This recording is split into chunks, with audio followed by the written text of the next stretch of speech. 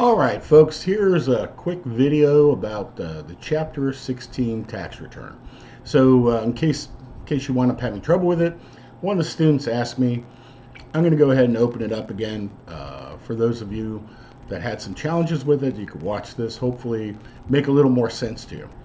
So what this is all about here, we're having to reconcile book income to taxable income, okay? And by the way, you see this as well in intermediate accounting. I believe it's in Dr. Berger's class now. So they list over here, you can see a number of different items that are listed here, okay? So the first thing you need to do, and again, some of these you may have to look up to realize what they are. So for example, so here we have tax depreciation and we also have book depreciation.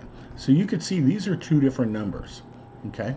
And we have to reconcile these. You can also see here, let's see, this one here, premiums paid on key person life insurance policies, right? 21,000. Then we have interest paid on loans to purchase tax-exempt bonds. And then we have some tax-exempt bonds, some rental income from different years. We have a net capital loss. So the first thing we have to do is this spreadsheet to do a reconciliation. So let's go down and take a look at the spreadsheet, okay? All right, so here, so they gave it, all these numbers are given to us. Now, the thing here, the question is it permanent or is it temporary, okay? So if you remember from that intermediate class, if you've had it already, okay, permanent is something that basically the rules between taxable income and book income, they're never, this is not a matter of timing. That means it will never match up, okay? Those are permanent differences, and if you notice over here, these all turn out to be zeros. So you might have to look up, so for life insurance proceeds from CEO's death, they got $200,000 from this. This is part of their book income, but it's not taxable. Why? Because the tax god said so.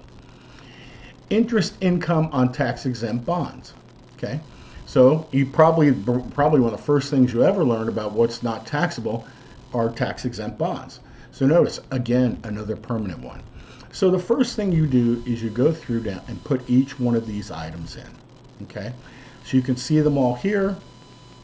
We got net operating losses. And so you work your way down and you wind up with this figure right over here, okay? Now, we have to look at the adjustments, okay?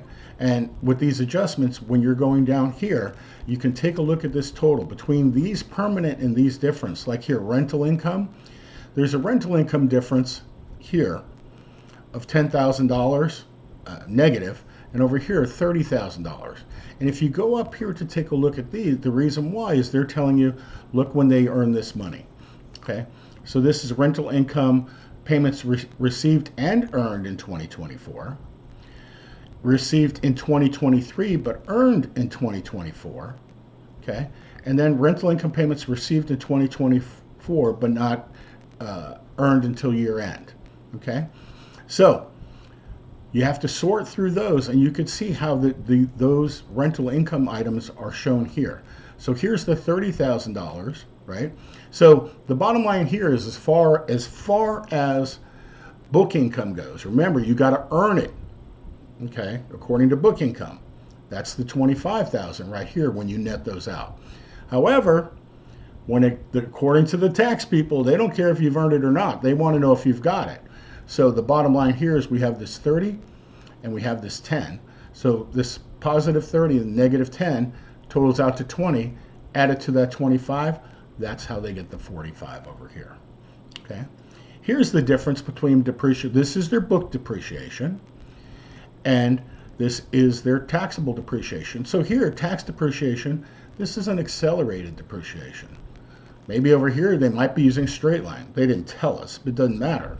The bottom line here is that this is what we got on our books. This is the additional deduction for tax, so it's 55. So when we come down to it, if you take a look, here is our, once we made all the adjustments, so we have 1,342,000, we have a negative of 280,000, a positive of $459,000, And so this turns out to be our taxable, this is our taxable income over here. Okay, so the first thing you have to do, and by the way, when you go through these, so like here, federal income tax expense, we know that's an expense right here, right? So, but remember what we're doing here is we're putting this in, we're trying to figure out what our taxable income is, not our book income. These guys are an accrual payer, okay? So that's what you're doing. And I suggest while you're doing it, it's a little complicated, but what you need to do is understand what's going on here. Like understand, why are we adding this $30,000 to depreciation? Why interest paid to obtain tax-exempt bonds? Notice on our book, that's a deduction of 45.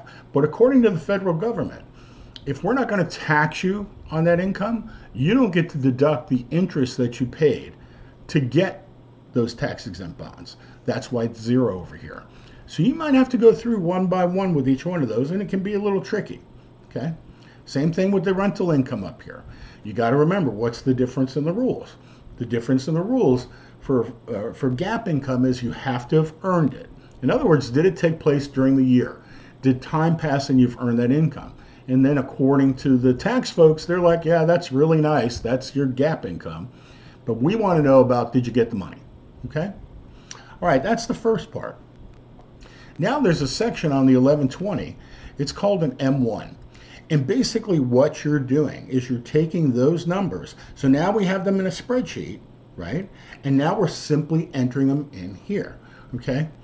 All right, so if you take a look here, and by the way, M1 versus M3 depends upon, this is about the size of the corporation, okay? So if it's big enough, you wind up having to do an M3.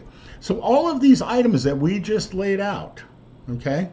All of these items that we just laid out, they wind up going over here to give us this same taxable income, okay? All right, so all these like here, federal income tax per book, net income per book, excess of capital losses over capital gains, right? And then you tally all of these up, okay? All right. Anyway, so hopefully with this video, it'll help you do that. Again, it takes a little getting used to. This is, you know, pretty advanced. I mean, I would think it would take you probably a tax season or two before anybody would let you mess around with something like this in practice, or they'd have you working with somebody that really knew what they were doing. Okay. All right, and then finally, they want to know, well, what's the tax liability? Well, you got, what is it? 1 million. Well, I'll just show you right down here. So here you go. You got 1,521,000. This is the corporate tax rate. So this is your federal tax liability. Okay. And if you look what they said we had paid federal income tax per books was $310. This is what your actual tax liability is, $319,410. So we would wind up having a deferred tax asset here because we would wind up paying that extra $19,000 and change because they accelerated some of our earnings. And that $19,000 and change would be used the next year. All right, folks, I hope that helps you out. I will get this video up, post this out, and then make an announcement. All right, talk to you soon. Bye-bye.